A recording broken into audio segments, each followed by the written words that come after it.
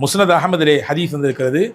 பெருமானா ஸல்லல்லாஹு அலைஹி வஸல்லம் சொன்னாங்க, எவர் ஒருவர் லா ஹவுல வலா கூவத்த இல்லா பில்லாஹில் அலியுல் அதீம் வலா மல்ஜஅ மினல்லாஹி இல்லா இலை என்ற வார்த்தையை சொல்கிறாரோ அவர் சொர்க்கத்தினுடைய புதையலையே பெற்றுக்கொண்டார்.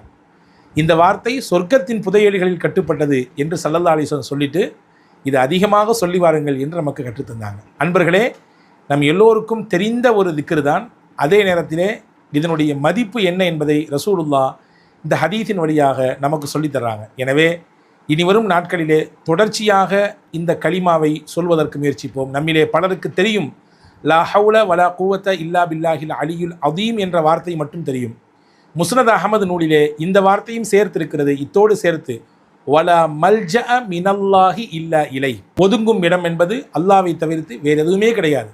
அவனிடத்தில் மட்டும்தான் நாம் ஒதுங்க முடியும். நம்முடைய சிரமங்களிலும் கஷ்டங்களிலும் நெருக்கடிகளிலும் சோதனைகளிலும் நாம் பிறரிடத்திலே ஒதுங்கலாம் என்று நினைத்தால் இவன் ஏன் நம்ம பக்கத்தில் வர்றான் அப்படின்னு அவங்க ஒதுங்கி போவாங்க.